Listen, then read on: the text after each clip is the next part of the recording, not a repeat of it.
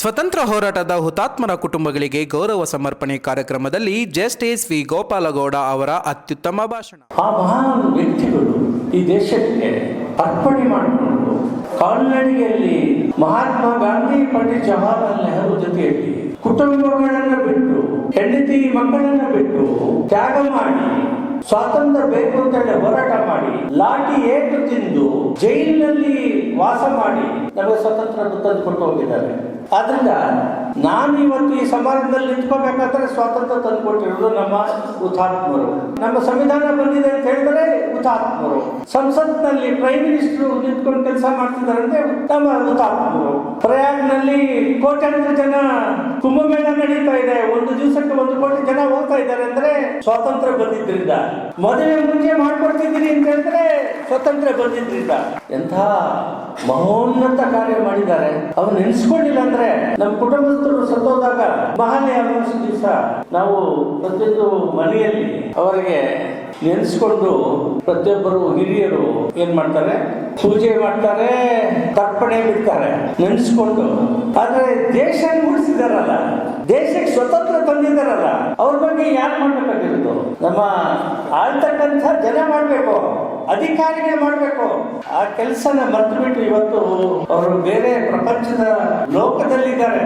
Real estate agents ಇವತ್ತು ನಮ್ಮನ್ನ ಆಳ್ತಾವ್ರೆ. ಜನರಂದ್ರೆ ಏನು ಅಂತ ಅರ್ಥೈಸ್ಕೊಳ್ಳದೆ ಇರ್ತಕ್ಕಂಥ ಜನ ನಮ್ಮನ್ನ ಆಳ್ತಾ ಇದ್ದಾರೆ. ಚಿಂತಾಮಣಿ ನಗರದ ಕೆಎಂಡಿ ಕಲ್ಯಾಣ ಮಂಟಪದಲ್ಲಿ ಇಂದು ಚಿಂತಾಮಣಿ ತಾಲೂಕಿನ ಸ್ವತಂತ್ರ ಹೋರಾಟದ ಹುತಾತ್ಮರ ಕುಟುಂಬಗಳಿಗೆ ಗೌರವ ಸಮರ್ಪಣೆ ಕಾರ್ಯಕ್ರಮವನ್ನು ಆಯೋಜಿಸಲಾಗಿತ್ತು.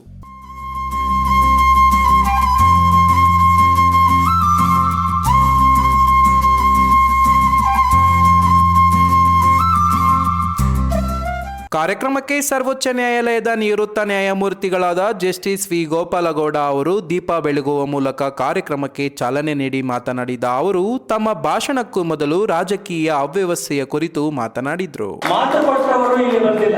ಯಾರು ಮಾತು ಕೊಟ್ಟವರು? ಮಾಜಿ ಶಾಸಕರು ಕೃಷ್ಣ ರೆಡ್ಡಿ ಅವರು ಬಂದಿಲ್ಲ. ರವಿಕುಮಾರ್ ಅವರು ಅವರ ಅನುಮತಿ ಪಡೆದು ಪತ್ರಿಕೆಯಲ್ಲಿ ಹೆಸರನ್ನು ದಾಖಲು ಮಾಡಿದರು. ಶಿಡ್ಲಘಟ್ಟ ಶಾಸಕರು ಅವರು ಬಂದಿಲ್ಲ. ಕಳೆದ ವರ್ಷ ಮೇ ತಿಂಗಳಿನಲ್ಲಿ ಲೋಕಸಭೆ ಚುನಾವಣೆಯಲ್ಲಿ ಗೆದ್ದಿರ್ತಕ್ಕಂಥ 2 ಸಂಸತ್ ಸದಸ್ಯರು ಬಂದಿಲ್ಲ. ಒಂದು ಡಾಕ್ಟರ್ ಕೆ ಸುಧಾಕರ್, ಇನ್ನೊಬ್ಬರು ಮಲೇಶ್ ಬಾಬು ಅವರು ನಮ್ಮ ಕಾನ್ಸ್ಟಿಟ್ಯೂನ್ಸಿ. ಸ್ವತಂತ್ರ ತಂದುಕೊಟ್ಟ ಮೇಲೆ ಸಂಸತ್ತು ಪ್ರಾರಂಭವಾಗಿದೆ, ಶಾಸನಸಭಾ ನಡೀತಾ ಇದೆ.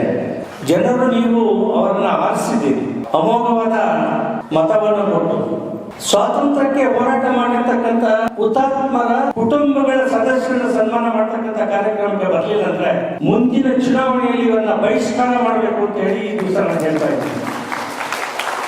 ಬಹಳ ಜವಾಬ್ದಾರಿಯುತವಾಗಿ ಮಾತಾಡ್ತಿದ್ದೀನಿ. ನಿನಗೆ ಸಂಸತ್ನಲ್ಲಿ ಕಲಾಪಗಳಿದ್ದರೆ ಸಮಾರಂಭ ಮುಗಿಸಿ ಹೋಗಬೇಕಾಗಿದೆ. ಈ ದೇಶದಲ್ಲಿ ಸಾರ್ವಭೌಮರು ಜನರು, ನೀವು ಶಾಸಕಾಂಗ ಅಲ್ಲ, ಕಾರ್ಯಾಂಗ ಅಲ್ಲ, ನ್ಯಾಯಾಂಗ ಅಲ್ಲವೇ ಅಲ್ಲ.